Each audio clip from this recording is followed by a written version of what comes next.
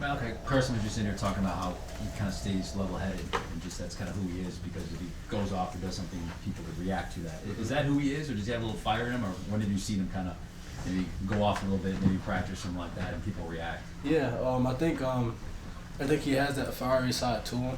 I think that's just like the competitor that he is, but he is very level-headed.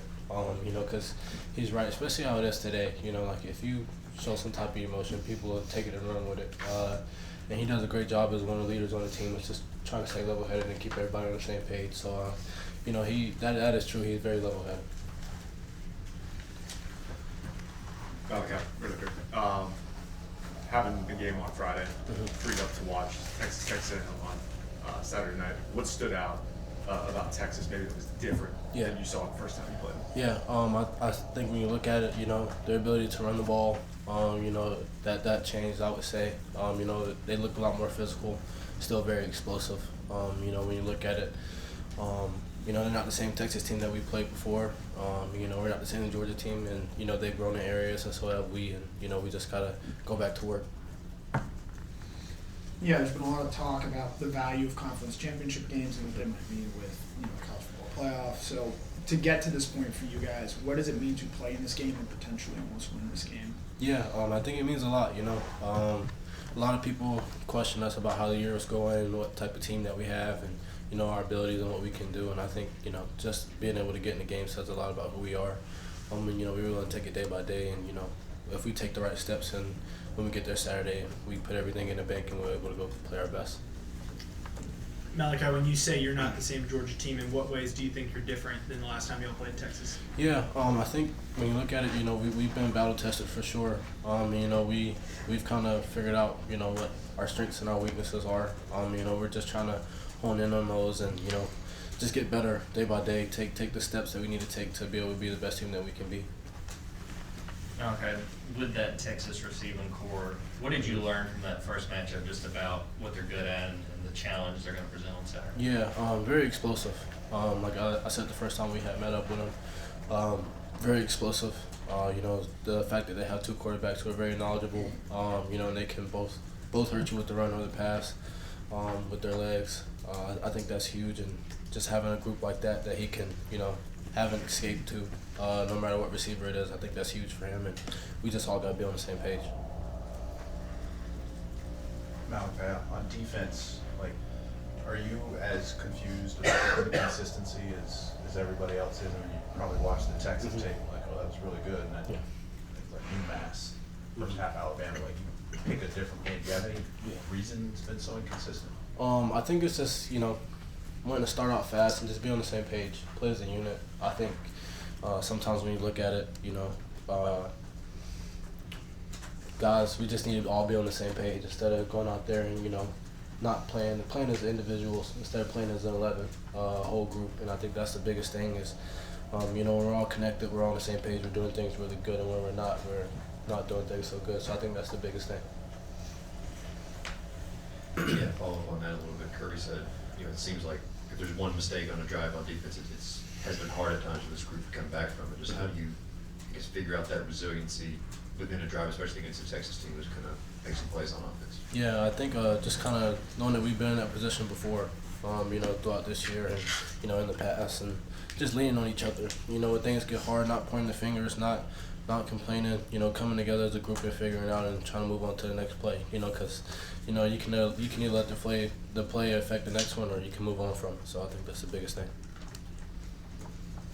Julian Humphrey announces after the last game that he's entering the transfer portal. I assume it means he's gone. Does that take you off?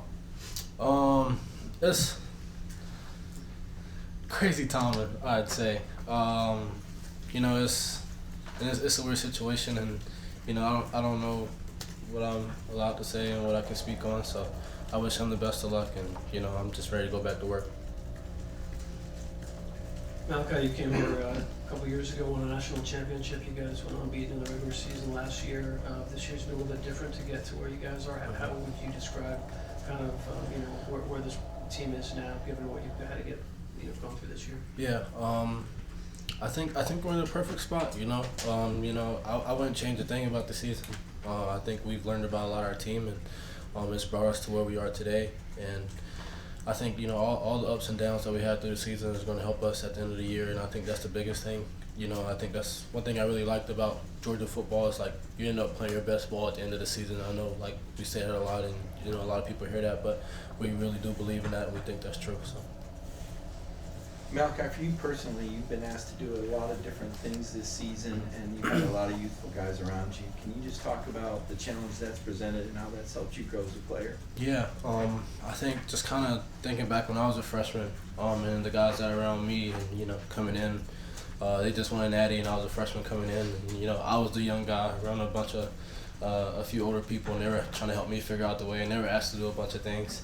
And, you know, I just kind of went back and leaned on that, you know, on the Chris Smiths and the Dan Jackson who helped me when I was here. And I was just trying to take that step approach to the thing. And really just, you know, I wasn't trying to be anything but myself. I was trying to lead the way that I like to lead. And, you know, I think that was the best way. Everybody has different ways of leading, but I wanted to do it my way. And, you know, I think the guys followed me in that direction. And we learn on a daily basis with each other, you know.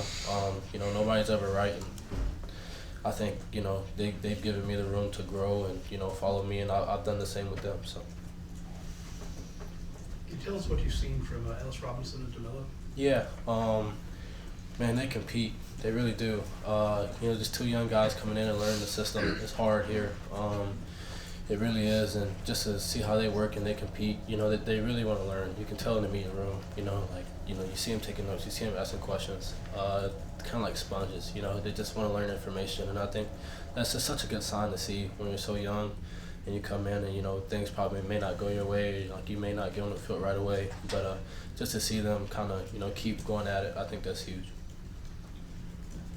Malaki, 3 years you've played with Dan Jackson. What's been the biggest impact he's had on you? Yeah, I think Dan's energy is probably the biggest thing. You know, me and Dan kind of feed off each other. You know, and, you know, when I'm down, he picks me up, and when he's down, I pick him up, and it's just, you know, he's been in this thing for a while, just his experience and his leadership as well. You know, I still lean on him, and he leans on me to this day, and I just think it's huge, you know, and that connection that we have, you know, just in that back part of the field. Like, I'm able to know what he's going to do, and I don't even got to look at him, you know, that type of deal. And I think that's huge, and I think a bunch of guys, you know, just kind of realize what type of player he is and what type of leader he is, and, you know, he's easy to follow, for sure. Malaki, y'all's defensive line had a big test against Georgia Tech, not having Christian Miller. Just what did you think of the job they did up front in that game? Yeah, I think they did a good job. You know, I think, you know, you look at the plays and there was some explosives here and there, and, you know, whatever the case may be. But I think, you know, we asked guys to step up, and guys stepped up, and I think that's the biggest thing. You know, you never know when your number is going to be called, so you work while you wait, so when your number is called, you're ready.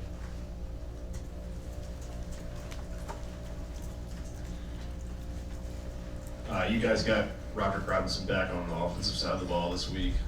We haven't seen a ton of him on the field, but what have you seen from him in practice and his time since he came to the program? What does he bring? Yeah, I think his improvement from, you know, his freshman year to now, and I know he hasn't been on the field that much, but just like the fall the camp he was having, man, guy's a freak. I mean, 240 and he's moving. You know, I mean, I don't even know what his body fat is, but it's really low. But I mean, he's going to be a great athlete, and, you know, I'm excited to see him get back on the field and go out there and compete, because I know he misses it. And it was good seeing him to get out there and, you know, get a few plays. Any more questions from Malaki? All right, Malaki, thank you, sir. Thanks, Malaki.